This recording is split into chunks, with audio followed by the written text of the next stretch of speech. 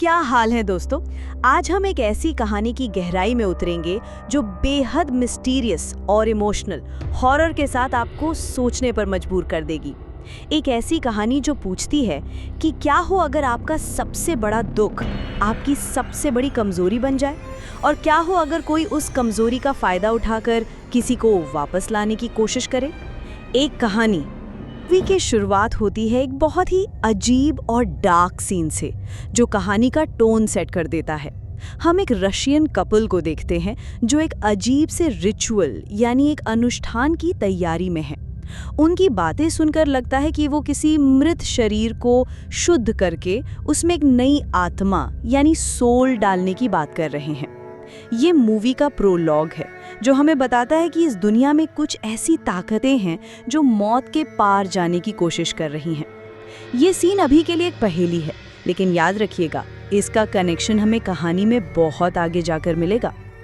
अब कहानी आती है प्रेजेंट डे में और हम मिलते हैं हमारी मेन कैरेक्टर पाइपर से।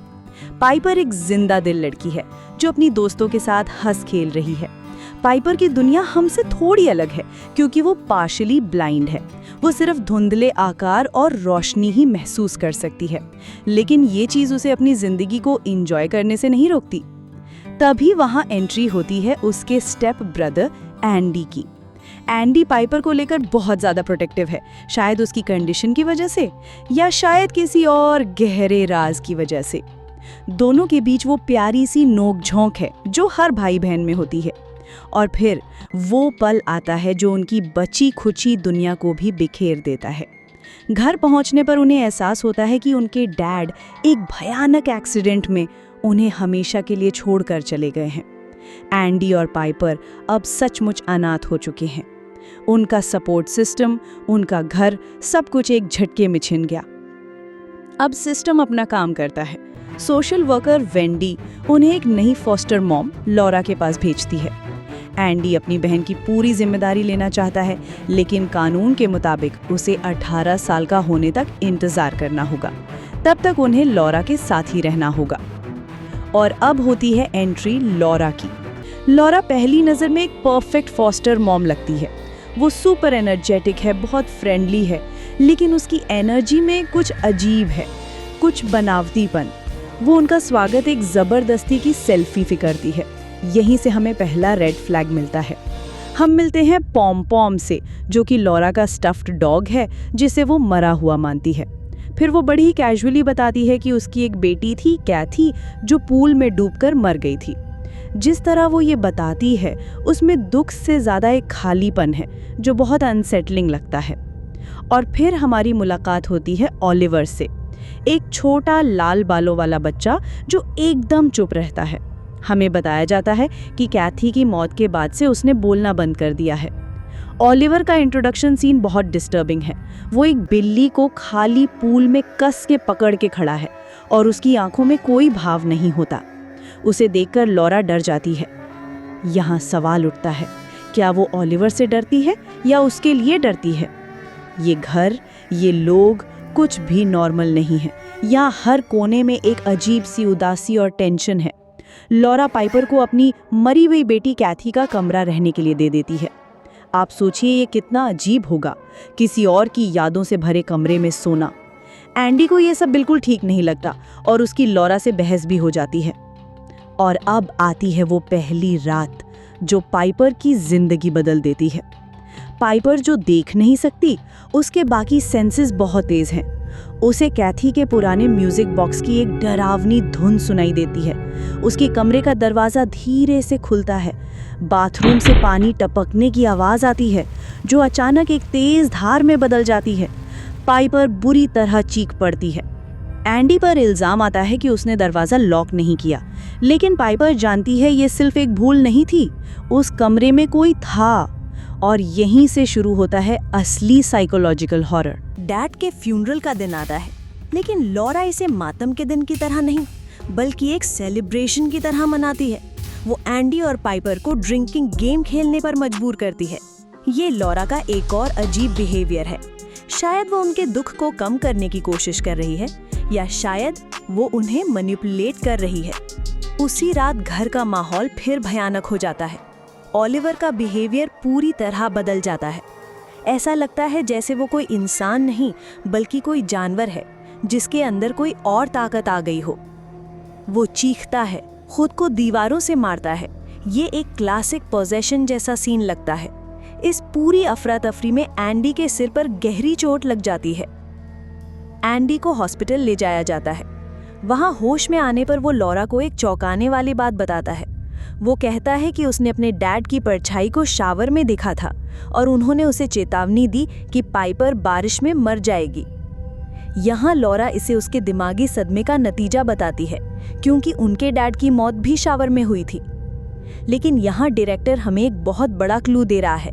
डैड की मौत शावर यानी पानी, कैथी की मौत डूबने से यानी पानी, और अब पाइपर के लिए भी पानी से जुड़ा खतरा।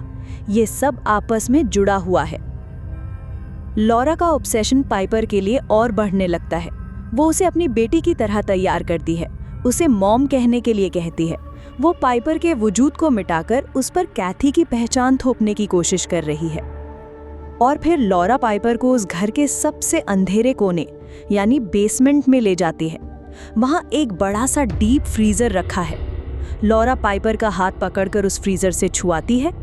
पाइपर को जो महसूस होता है वो कोई मीट का टुकड़ा नहीं है, वो एक सख्त जमी हुई चीज़ है जिसका आकार एक इंसान जैसा है। ये बस मीट है, लॉरा कहती है, लेकिन उसकी कांपती हुई आवाज़ उसका झूठ बयां कर देती है। इस फ्रीजर में क्या है या कौन है, यहीं पर कहानी का सबसे बड़ा सस्पेंस छिपा है। इस घटना के बाद लॉरा समझ जाती है कि बच्चे सच के करीब पहुंच रहे हैं, तो वो अपना सबसे खतरनाक खेल शुरू करती है, माइंड गेम्स। किसी तरह पाइपर को चोट लग जाती है और लॉरा बड़ी चालाकी से इसका पूरा इल्जाम एंडी पर डाल देती है। यहाँ लॉरा पाइपर को गैसलाइट कर रही है। वो एंडी के अतीत का इस्तेमाल करती है। वो पाइपर को बताती है कि उनके डैड एंडी को मारते थे और इसी वजह से एंडी भी अब वायलेंट हो गया है। पाइपर एक भयानक दुविधा में फंस जाती है। एक तरफ उसका भाई है और दूसरी तरफ लॉरा, जो माँ जैसी देखभाल का दिखावा कर रही है। वो किस पर यकीन करे? और फिर होता है वो टकराव जिसका हम इंतजार कर रहे थे। एंडी और लॉरा के बीच एक भयानक लड़ाई होती है, शब्दों की और फिर हाथों की। जब लॉरा कहती है कि वो पाइपर को बचाएगी तो एंडी गुस्से में चिल्लाता है, जैसे तुमने कैथी को बचाया था। ये एक लाइन लॉरा के सारे झूठ का पर्दाफाश कर देती है। इस लड़ाई के बीच लेकिन लॉरा को पाइपर आकर बचा लेती है। लॉरा की चाल काम कर जाती है। अब एंडी अकेला निकलकर जाता है, लेकिन उसकी मुश्किलें खत्म नहीं होती।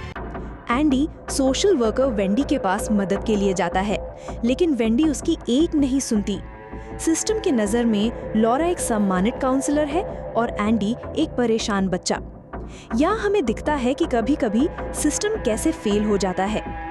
अब एंडी के पास बस एक ही रास्ता बचता है। वो पाइपर के लिए एक दिल छू लेने वाला वॉइसमेल रिकॉर्ड करता है। इसमें वो अपनी जिंदगी का सबसे बड़ा सच कबूल करता है। वो बताता है कि उनके डैड असल में उसे बहुत मारते थे और सालों पहले जब वो 8 साल का था, उसी की गलती से पाइपर को वो चोट लगी थी, जिससे उसकी आंखों की रोशनी चली गई थी। ये वॉइसमेल सिर्फ एक माफीनामा नहीं है, ये एंडी का अपनी बहन के लिए प्यार और उसकी चेतावनी है। वो पाइपर को बताता है कि लॉरा एक शैतान है और उसे पाइपर को किसी भी हाल में बचाना है।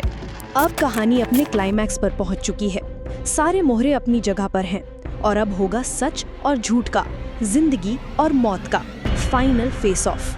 वेंडी को भी अब लॉरा पर शक हो गया है। वो उसके घर पहुंचती है। वहाँ वो लॉरा को उस असली लापता बच्चे ओलिवर की तस्वीर दिखाती है, जिसे लॉरा ने कैद कर रखा है। लॉरा का खेल अब खत्म हो चुका है। तभी वहाँ एंडी भी पहुंच जाता है और अब जब लॉरा चारों तरफ से घिर जाती है तो वो अपना पागलपन भरा भयानक प्लान बताती है। वो एक डार्क रिचुअल कर रही है। उसका मकसद है पाइपर की बलि देकर उसकी बॉडी को एक वेसल यानी बर्तन की तरह इस्तेमाल करके अपनी बेटी कैथी की आत्मा को वापस लाना। और वो क्रीचर जो ओलिवर के अंदर है, वो इस रिचुअल का एक हिस्सा है, एक तरह का गेट कीपर। और फ्रीजर में कैथी की प्रिजर्व की हुई बॉडी है। दोनों ओलिवर और कैथी बॉडी देखने के बाद वो बाहर निकलते हैं और कार की तरफ जा रहे हैं। इसमें आकर लॉरा दोनों को मार देती है। अब वो पाइपर को स्कूल से लेकर आती है। पाइपर अपने भाई के बारे में पहुंचता है। उसके बाद बाथरूम में जाकर वहां पर उसको एंडी बॉडी हाथ लगाती है। अब वो समझ गई थी मेरे भाई की बातें इसके बारे सच हैं। लॉरा अपने डार्क रिचुअल के अंत की ओर बढ़ती है। वो पाइपर को पानी में डुबोकर मरने लगी और ओलिवर के अंदर का वो शैतानी रूप बाहर आ जाता है। वो एक भयानक क्रीचर है। लेकिन पाइपर के द्वारा माँ कहने पर उसकी कैथी याद आ जाती है और उसको दिल नर्म पड़ जाता है, उसको जाने देती है। लेकिन शैतानी उसका पीछा करता है और उसको मारना चाहता है। वो हाथ पैर चलाती है और उससे बचकर गिर जाती है और सीमा से बाहर पड़ी है और उठकर भागने लगती है। रोड पर पुलिस की गाड़ी रुकती है और वो बच जाती है। आखिर में लॉरा पकड़ी जाती है। ये सिर्फ एक हॉरर फिल्म नहीं, एक इमोशनल सफर भी है, दुख, सदमे और परिवार के प्यार का। अगर एक्सप्लेनेशन पसंद आया हो तो लाइक करें, दोस्तों से शेयर करें और हमारे चैनल मूवी हिट एक्सप्लेन को सब्सक्राइब करना ना भूलें। कमेंट्स में बताइएगा कि आपको कहानी कैसी लगी। मिलते हैं अगली वीडियो में।